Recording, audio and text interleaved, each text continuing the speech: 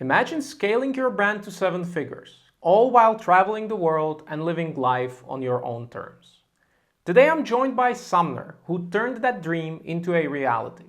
He didn't just build multiple successful businesses. He did it while exploring 41 countries in 4 years and enjoying the freedom that entrepreneurship can offer. In this interview, we'll dive deep into how Sumner broke free from the grind, how he overcame the fear of hiring, and why finding joy in your daily work is crucial. You will learn how to build a team that supports your vision and delegate the tasks that drain your energy.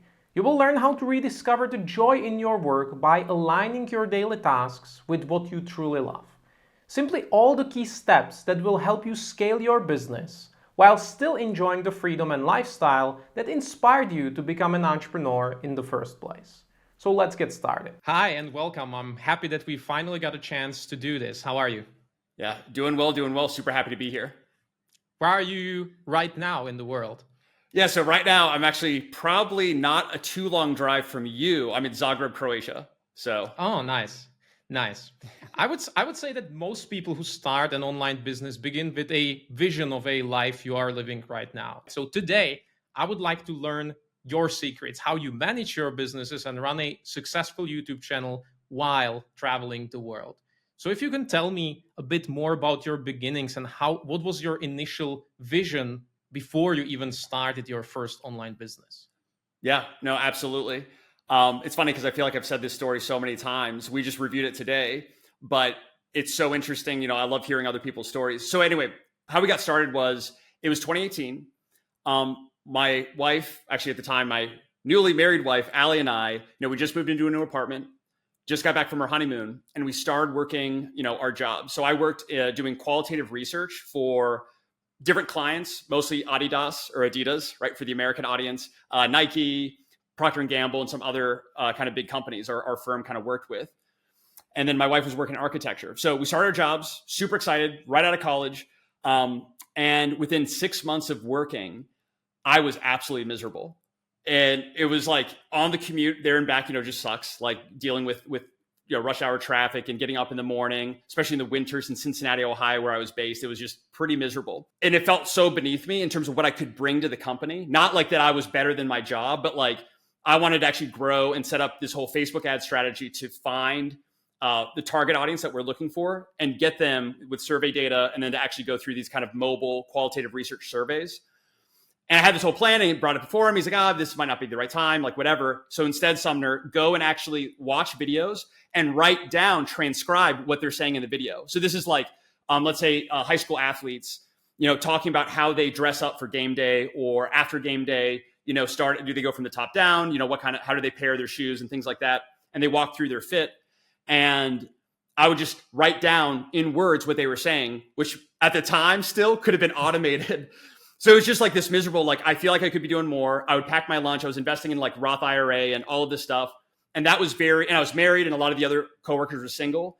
And I could tell that like in the job that I was like, just in every area of my life, I was trying to do the best that I could. And that was really offensive to the people around me. And it made it a very toxic environment. Like, Sumner's better than us because he's packing lunch instead of going out with us. I'm like, I'm not going to spend that money. I'm going to save it. Or he's married and we're not. And we're talking about our hookup stories. And I don't want to hear it. I'm a Christian. Like, I don't want to hear all. So it's just this really messy situation. And I'm going into detail because like, I always love when other people do. And I realized I'm like, I don't know what I'm going to do after this, but I can't do this for the next 40 years. So what it's like, work 40 years at a job that makes you miserable. Where you can do better, you can at least make more money, you can have more freedom, and just invest in the stock market, retire at age 60, 65, and then start traveling the world, then start, living your goals.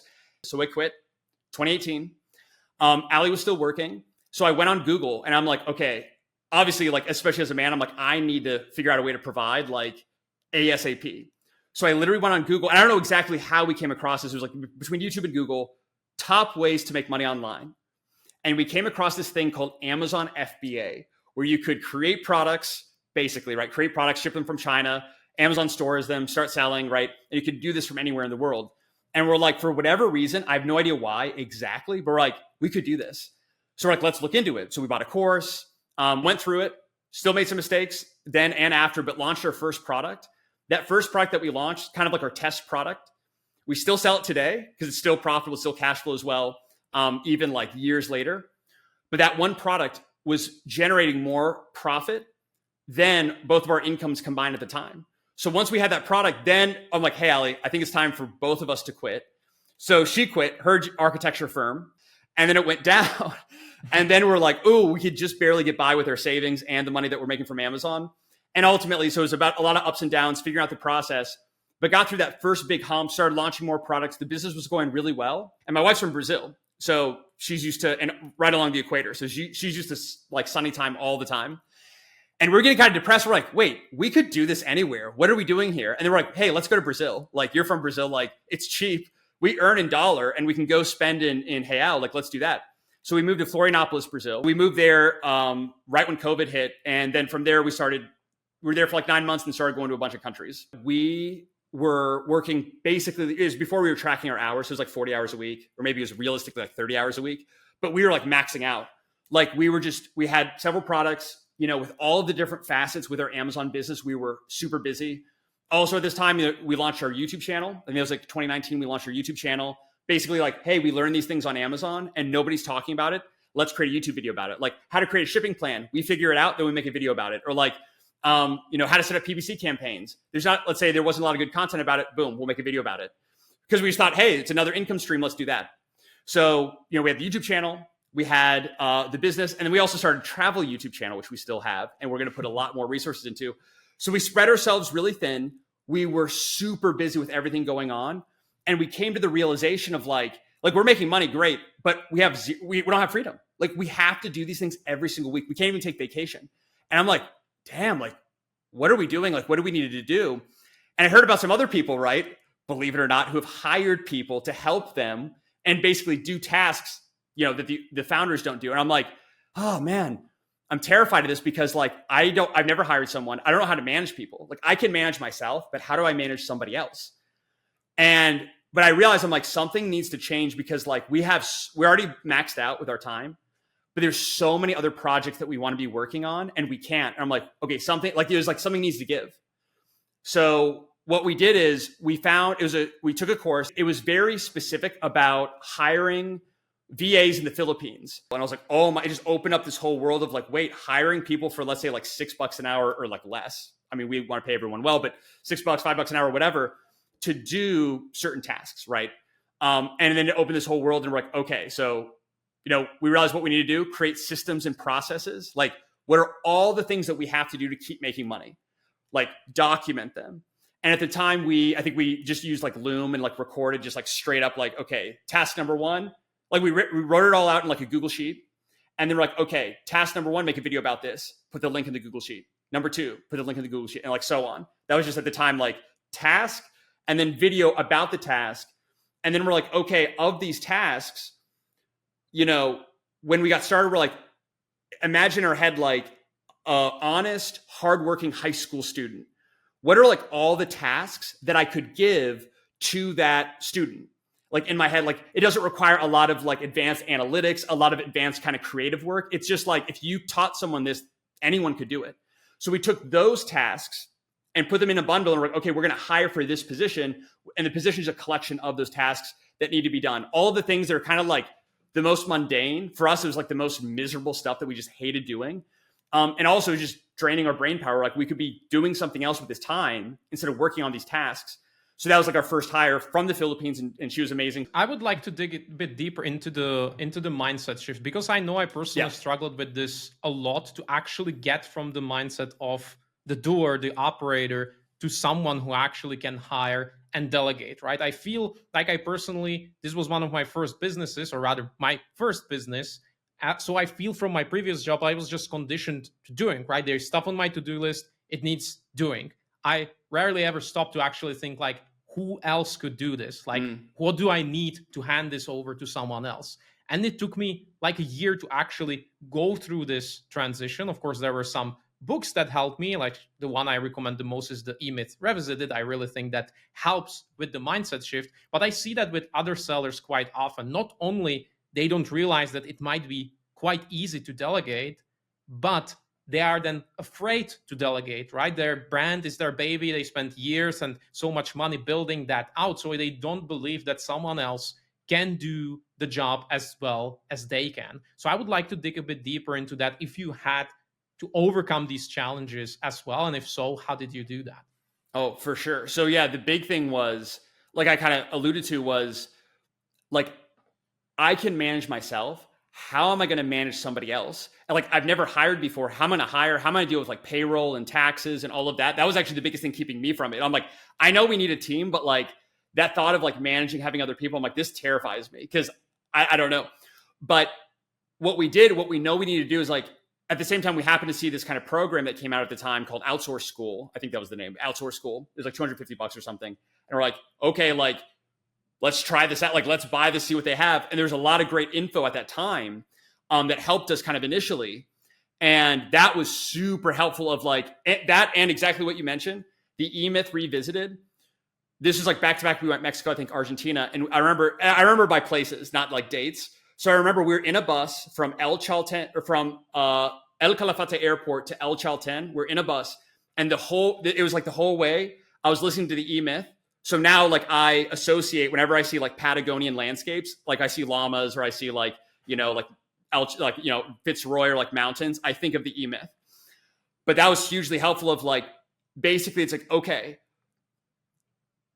yeah, your time, like the same reason, Sumner, that you quit your job was what? Is like your time is so valuable. It's so precious. That's why you quit. It's like, got it. So Sumner, like talking to myself, is your time valuable and precious now? It's like, yeah. It's like, then why are you doing this stuff? Like, why are you sending out like copy and paste, let's say message review requests to your Amazon customers? Or why are you doing these bulk files for Amazon PPC of just download, put it into this thing, let it run, put it back into, just mundane, like brainless tasks? Like, isn't your time valuable? It's like, oh yeah, you're right.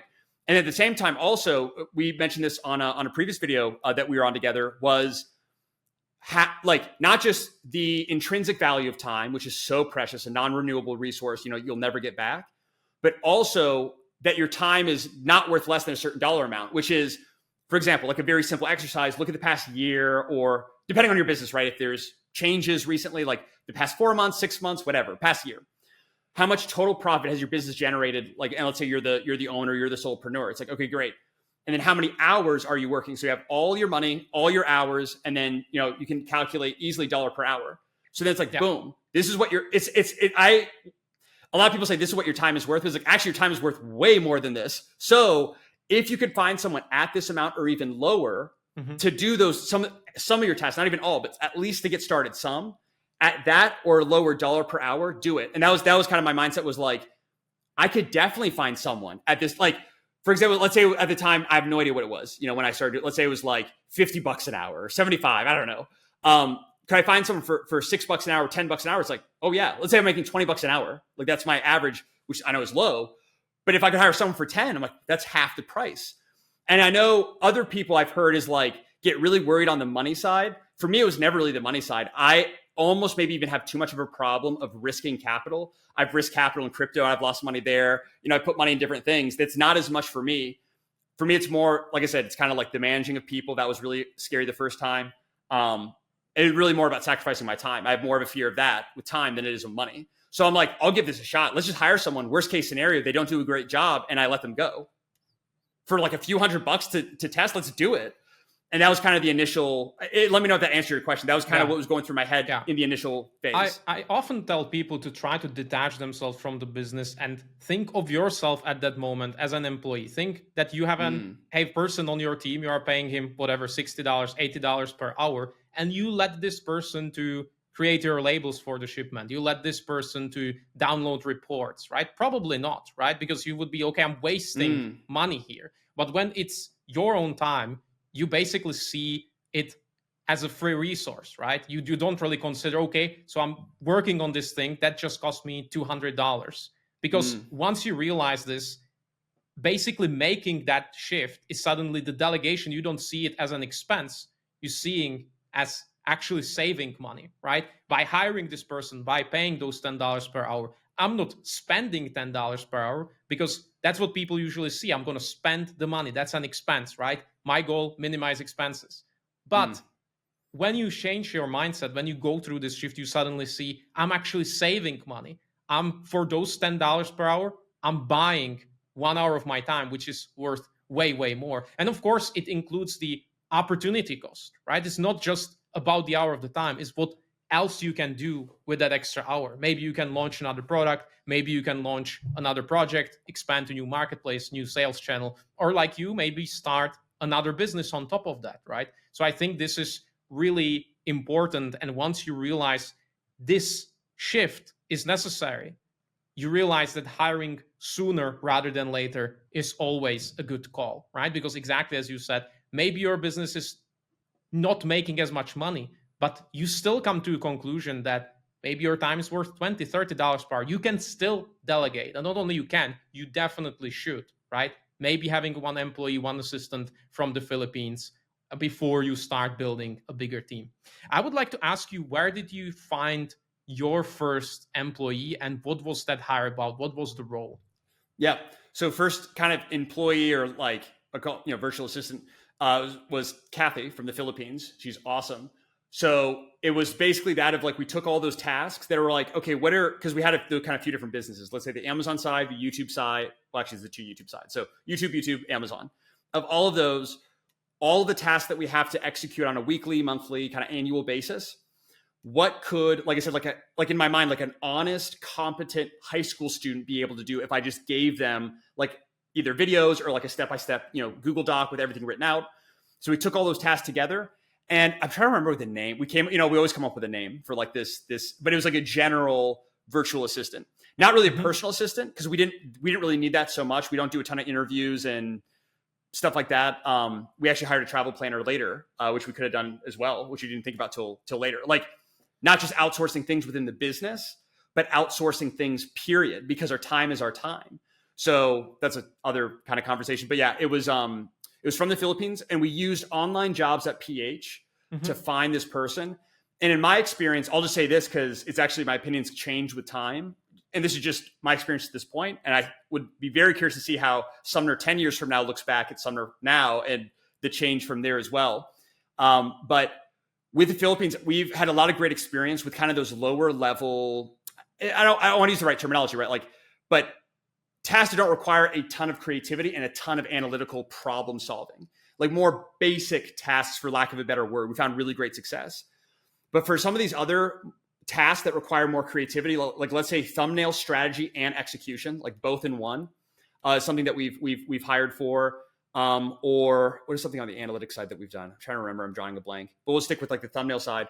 We've actually found a lot of great talent from Eastern Europe specifically. I know we actually kind of briefly talked about this, but Ukraine, Poland, Serbia, Montenegro, Armenia, a lot of places in terms of just culture fit, with me being an American and being able to communicate with good general level of honesty, punctuality, hard work ethic, and creativity, especially on the creative side. I love graphics.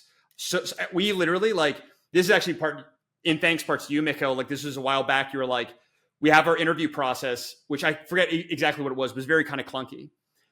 And now what our interview process kind of looks like. So this is, we look at all of our tasks. We're like, oh, hey, there's a hole here. Let's say social media manager. It's like, okay, we need to hire a social media manager.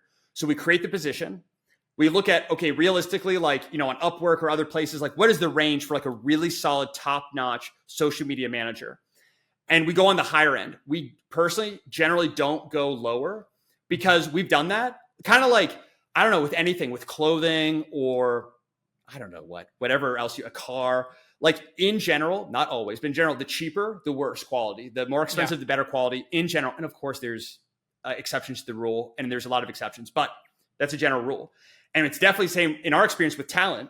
So if you pay on the lower end, you're going to get lower quality. And instead of thinking of it like kind of like you mentioned about an expense, and it takes trial and error. Even what we thought was like, oh, wow, we're paying our video editor so much. Then we realized, oh, wait, we're actually not. Like, this is actually very low and blah, blah, blah. And we learned from that, though. So like we hired a video editor. We're paying them a certain amount. They're doing an okay job. We're like, why aren't you doing a better job? Blah, blah, blah. But we're very nice about it. We were like, working with them to try to figure things out. And it was just like, they literally couldn't. It just, they just couldn't. And we're like, hey, we'll have to part ways. Found our new video editor, and kind of we learned through the process, even if that means hiring someone oh, this wasn't a good fit. Why wasn't this a good fit? What was our fault? What did we miss? What did we do wrong? And like then work to fix that in the next hire and so on. And hopefully it, ideally you get it right the first time, but sometimes not. Sometimes it takes a few iterations. But yeah, anyway, yeah. So you mentioned multiple businesses. You mentioned Amazon business. You mentioned your YouTube channel, then your travel YouTube channel. And I know that you also do some programs on Udemy. So if you could give us like a brief rundown of all the businesses you are currently running and what are the teams behind it? Yeah, definitely. So I'll answer that kind of like with two points. So one is this is a false belief that I have or I had starting off, and that was there's a great book. So the E-Myth is a great book. Another great book, I think you've read this as well, is 10x is easier than 2x. It's a fantastic book, and basically it's this mindset shift of more is more. It's like no, more is less, less is more. It's like what? Less quantity and more quality. So when I started off, I thought more businesses mean more money. And I've realized now that is not true. It's like, wait, what do you mean? More, you have more businesses. And this is very common in Brazil, by the way, very common to do lots of things. They have a lot of side businesses, a hustle, which I admire. And it depends on the person. Maybe that works for you. But the more businesses you have, the more your attention is sucked in. And it's almost like you become the jack of all trades. And all of our businesses are going well. Like they really are going well. We're extremely satisfied with them.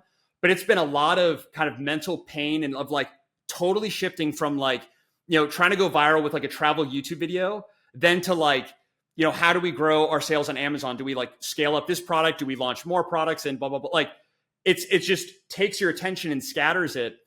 And that also makes it difficult in terms of hiring a team and everything. So it's one thing is I just want to, before I answer is we have kind of our several businesses, which like I said, we have the e-commerce YouTube channel. So Sumner and Ali Hobart. We have our travel YouTube channel, Hobart's Abroad.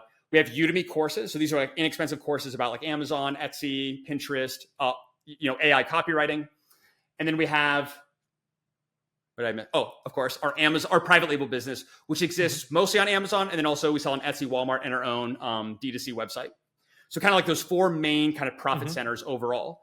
And my biggest recommendation, I tell this to everybody, is like, yes, be super focused starting off. It's just my advice. And then when you really scale and grow that, then start branching out. Then start your YouTube channel and your Instagram and your whatever else.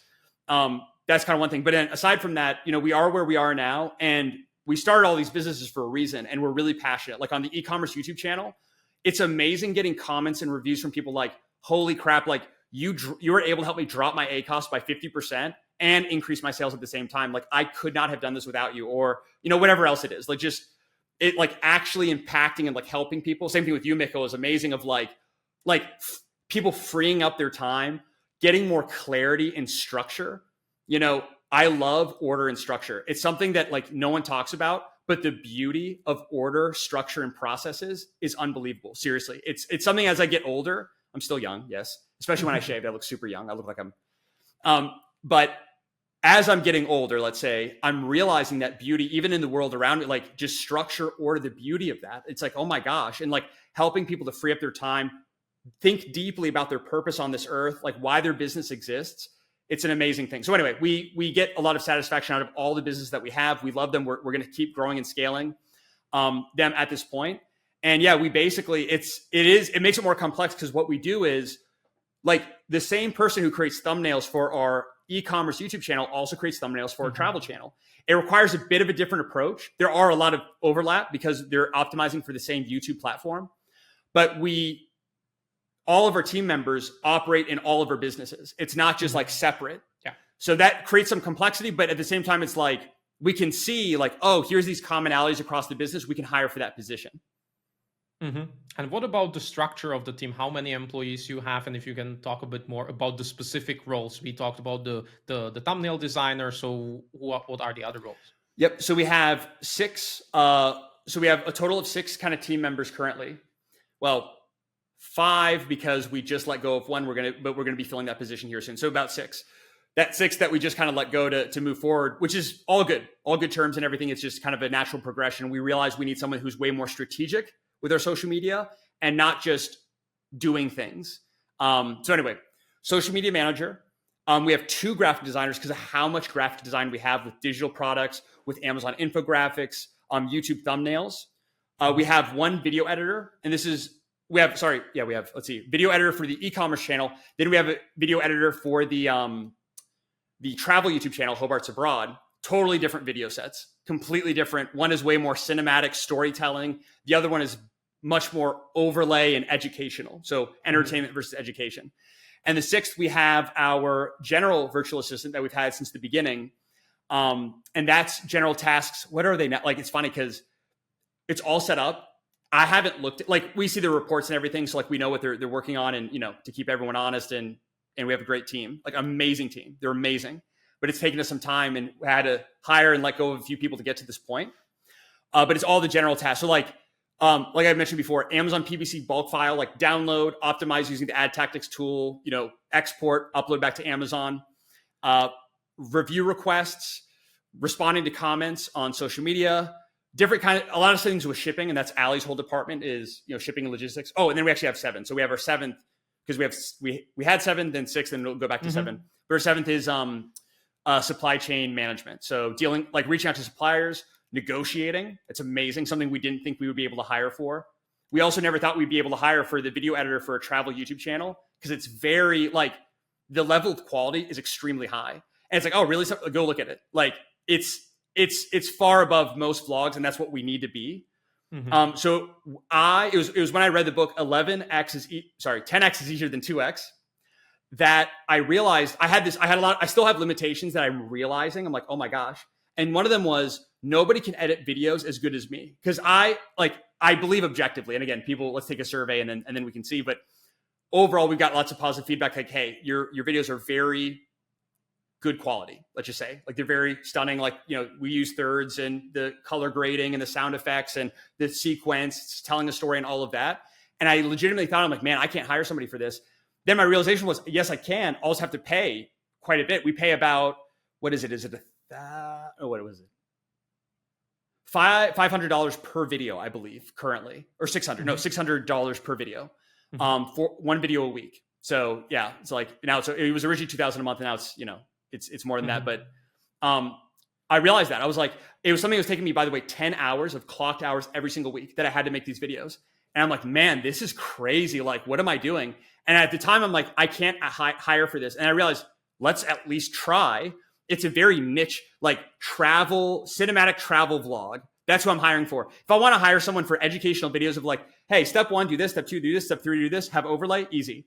But for this is harder. And we went through like 4,000, 5,000 applicants, not actually went through them, but 5,000 people applied. And we use filters. We use a Google Sheet, and we have all these automatic filters and attention check questions. And it's fairly quick to actually go through all of it. But we finally got to this one person. So it was a bit more difficult to find. But I realized, and I'm sure there's people watching who might be limiting themselves in exactly what you can outsource. We also have outsourced cooking.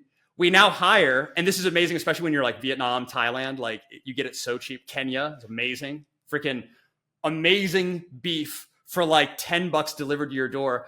But we outsource cooking because we also realize neither one of us really enjoy it, even though, yes, we might sacrifice our health for that. That's a whole other conversation. But in terms of just time, we don't really enjoy cooking.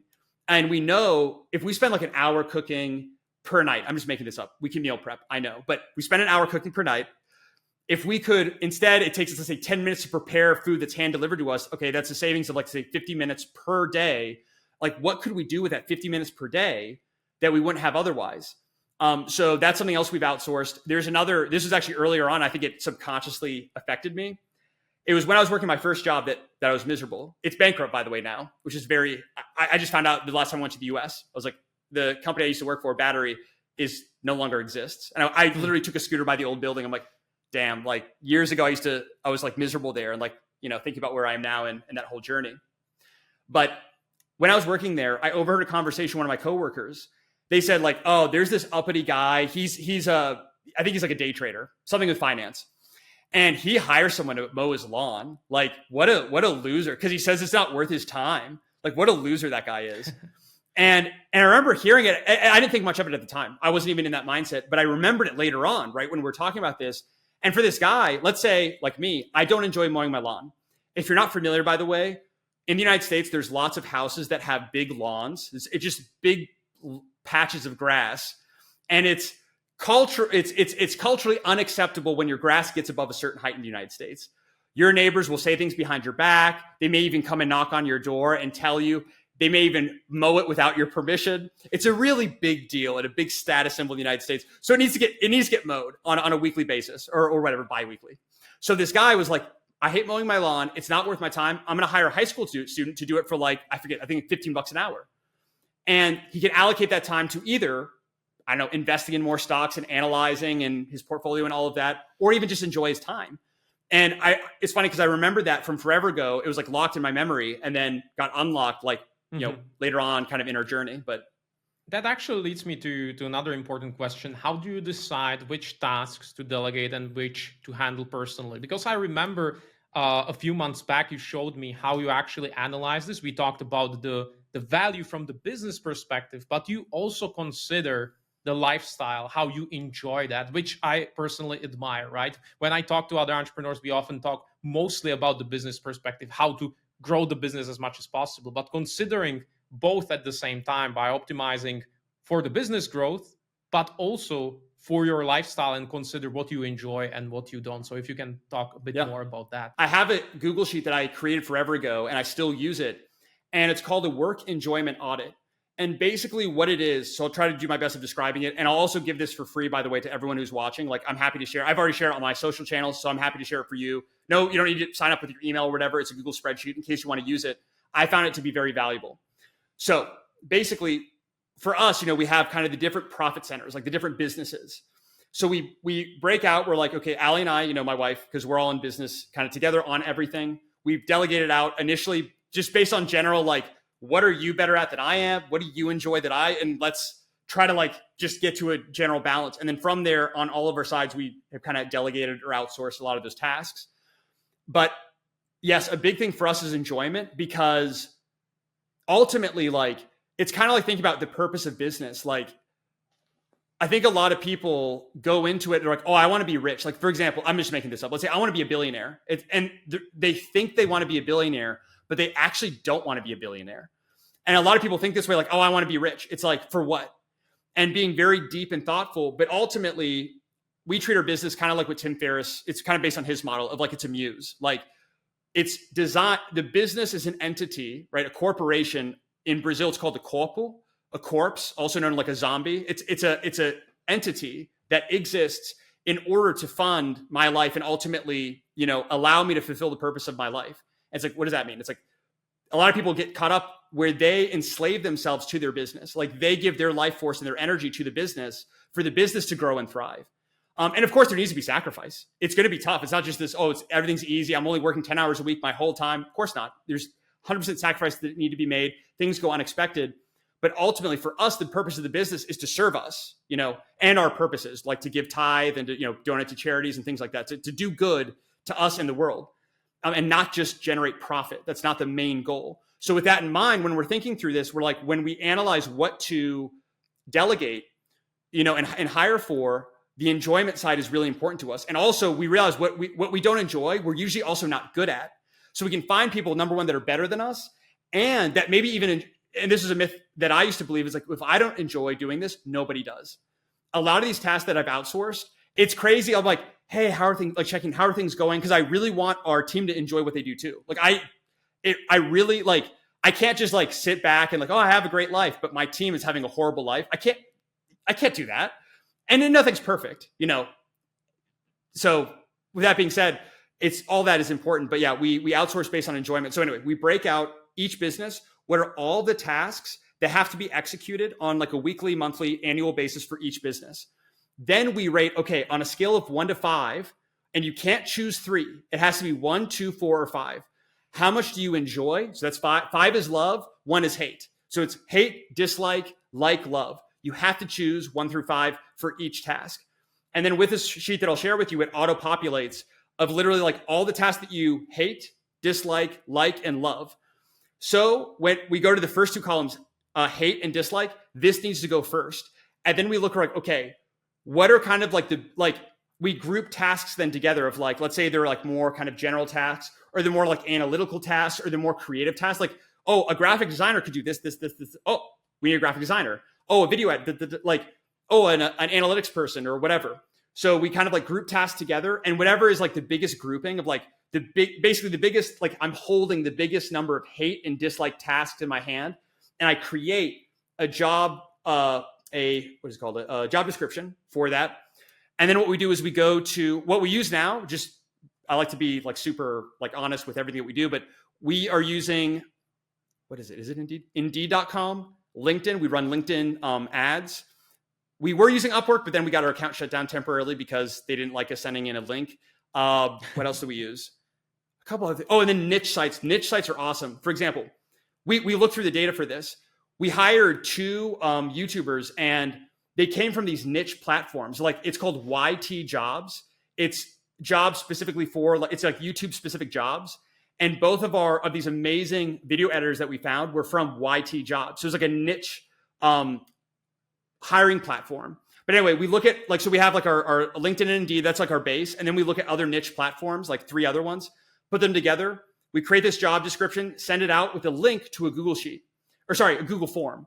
And the Google form asks questions like, where, like it's, what are the questions? It's from the last time that we sent, I'm trying to remember. It's several, it's like 10 to 12 questions.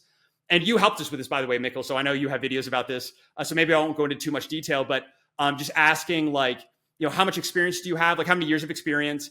What type of editing are you most familiar with? Like describe a time you got client success. What did that look like? Or you had an obstacle, how'd you deal with that?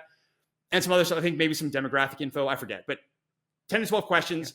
And it helps us we have an attention check question. Are you paying attention to this? If so, select red. And then they have to select red. So like if they fail the attention check, if they have less than 2 years of experience, if they don't use like Adobe Premiere Pro, for example, and they use like DaVinci, okay, then get rid of them. So like we're easily able to, we get like 2,000, 3,000 applicants. We can easily filter through to only have like 100 to 200 left.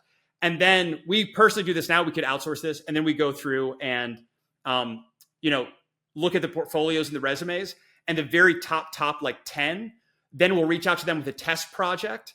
And then from that test project, which we pay them for, we see the very best in terms of who responds the quickest.